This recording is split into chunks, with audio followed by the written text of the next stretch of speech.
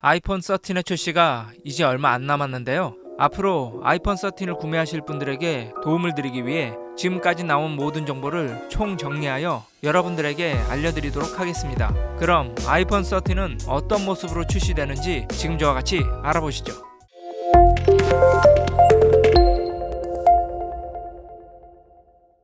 안녕하세요, TMI입니다.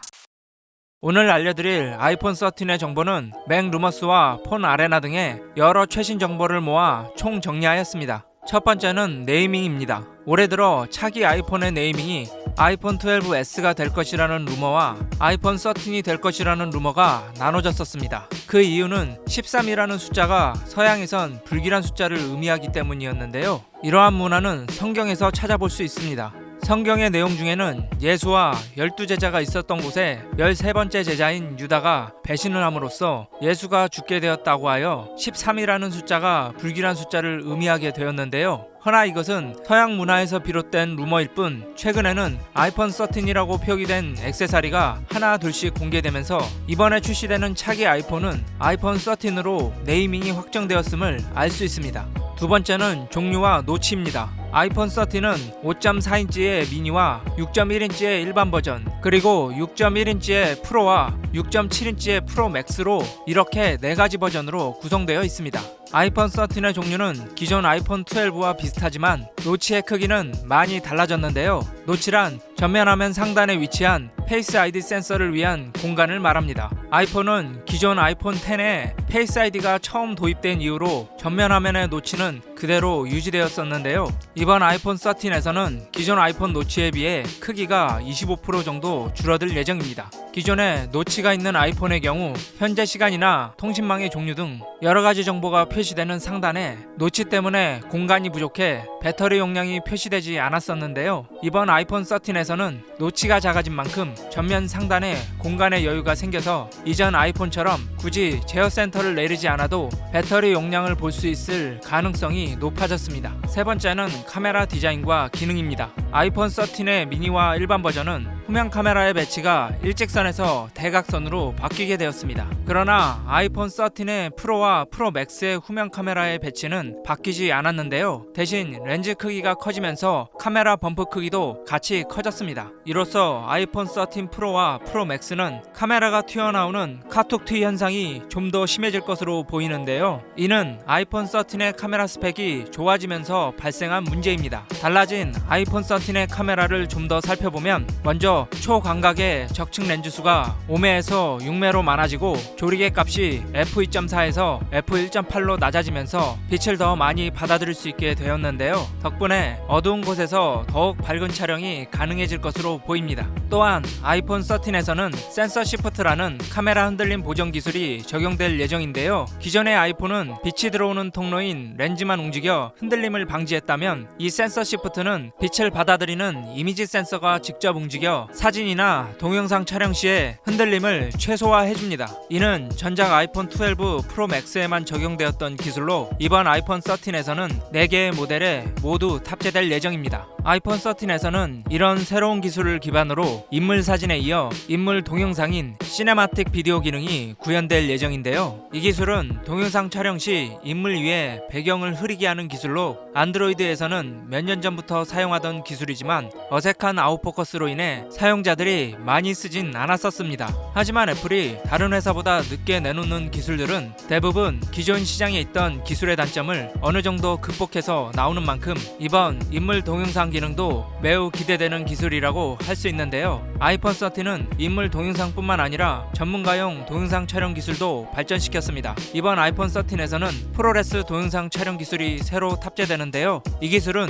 고화질의 영상 촬영을 하거나 새로운 필터를 적용하여 명암 대비를 조절하는 등 좀 더 전문가적인 동영상 촬영 기능을 사용할 수 있도록 할 예정입니다. 하지만 안타깝게 이 전문가용 프로레스 기능은 아이폰 13 프로와 프로 맥스에서만 적용될 예정입니다. 네 번째는 120Hz 화면 주사율입니다. 이번 아이폰 13 프로와 프로 맥스에서는 120Hz 화면 주사율이 적용될 예정인데요. 화면 주사율이란 1초당 화면을 보여주는 개수를 말하는 것으로 120Hz는 1초당 120번의 화면을 보여주며 일반적인 스마트폰은 60Hz, 즉 60번의 화면을 보여줍니다. 보여주는 화면의 개수가 많을수록 더 부드러운 화면을 보여주지만 대신 이 기술을 사용하면 배터리가 더 빨리 소모되는 단점이 있죠. 하지만 이번 아이폰 13 프로와 프로 맥스에 LTPO 기술이 적용된 새로운 디스플레이가 탑재되면서 20%의 소비 전력을 줄일 수가 있게 되어 120Hz 화면 주사율 기술이 탑재될 수 있었습니다. 그러나 LTPO의 디스플레이는 단가가 비싼 만큼 아이폰 13 프로와 프로 맥스에만 탑재되는 건 아쉬운 부분이라고 볼 수 있겠습니다.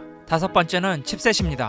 아이폰 13은 5나노의 A15 칩셋을 장착할 예정인데요. 이 A15 칩셋은 4개의 고효율 코어와 2개의 고성능 코어로 이루어진 6개의 코어 칩셋으로 이전 아이폰 12에 탑재된 A14에 비해 약 20%의 성능 향상이 이루어질 전망입니다. 또한 애플은 대만 반도체 업체인 TSMC를 통하여 아이폰 13에 탑재될 A15 칩셋을 무려 1억 개의 생산 주문을 했다고 전해지고 있는데요. 이는 아이폰 13이 아이폰 12보다 더 많은 판매를 할 것이라는 예측도 있지만 전 세계적으로 지속되는 반도체 수급 문제로 A15 칩셋 공급의 안정화를 위해 미리 칩셋을 대량 주문하여 선점한 것으로 풀이되고 있습니다. 여섯 번째는 램과 저장 용량입니다. 이번 아이폰 13은 미니와 일반 모델은 4기가의 램이고 프로와 프로 맥스는 6기가의 램인데요. 전작과 램 용량이 완전히 동일하여 애플의 램 크루즈라는 오명은 아이폰 13에서도 계속될 듯 합니다. 또한 미니와 일반 모델의 저장 용량은 64, 128, 256기가로 구성되며 프로와 프로 맥스는 128기가 다음 바로 512기가로 256기가가 사라지고 1테라의 용량이 추가될 예정입니다. 이런 저장 용량 구성은 일반적이지 않은데요. 만약 512기가의 가격이 기존의 256기가보다 비싸다면 소비자들에게 원성을 살 수밖에 없는 용량 장사가 되겠죠. 일곱 번째는 배터리와 충전 속도입니다. 아이폰 13 미니는 2406mAh의 배터리로 전작보다 8% 증가했으며 아이폰 13, 아이폰 13 프로는 3095mAh의 배터리로 전작에 비해 10%가량 증가했습니다. 마지막으로 아이폰 13 프로 맥스는 4350mAh의 배터리로 전작에 비해 무려 18%나 증가했는데요. 하지만 아이폰 13 프로와 프로 맥스의 경우 120Hz 화면 주사율을 사용할 시엔 많은 배터리를 소모하기 때문에 늘어난 용량에 비해 전작과 배터리 타임의 차이가 크지 않을 것으로 보입니다. 아이폰 13은 배터리 용량이 늘어난 만큼 충전 속도도 더 빨라질 예정인데요. 기존 아이폰 12까지는 20W까지의 충전 속도를 지원했으나 이번 아이폰 13에서는 25W까지 충전 속도가 업그레이드 될 예정입니다. 하지만 아쉽게도 무선 충전 속도는 전작과 마찬가지로 최대 15W를 그대로 유지할 것으로 보입니다.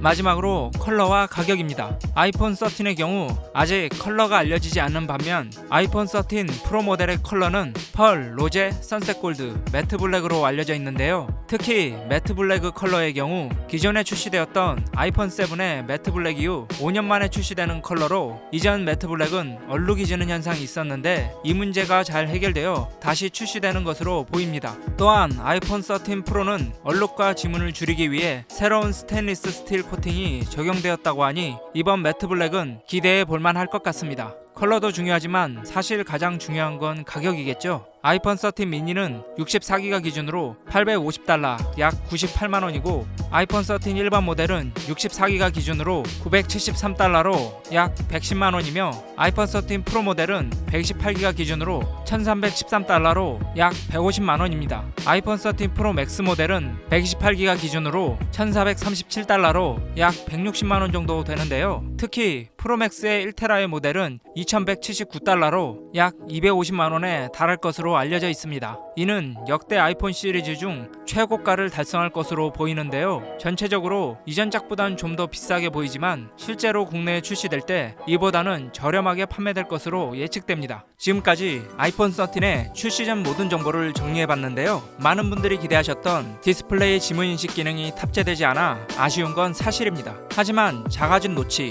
120Hz 화면 주사율과 늘어난 배터리, 그리고 여러가지 측면에서 좋아진 카메라 기능은 이전 아이폰 사용자들도 분명히 느낄 수 있는 업그레이드 요소라고 볼 수 있을 것 같은데요. 헌데 만약 작은 크기의 아이폰을 원하시면 이번 아이폰 13 미니가 아이폰 미니 시리즈의 마지막이 될 것 같으니 참고하시어 구매하시기 바랍니다. 하지만 구매를 하시려면 출시일을 아셔야겠죠? 아이폰 13은 9월 14일 발표하여 9월 17일 예약 판매를 시작하고 9월 24일부터 판매가 진행될 예정인데요.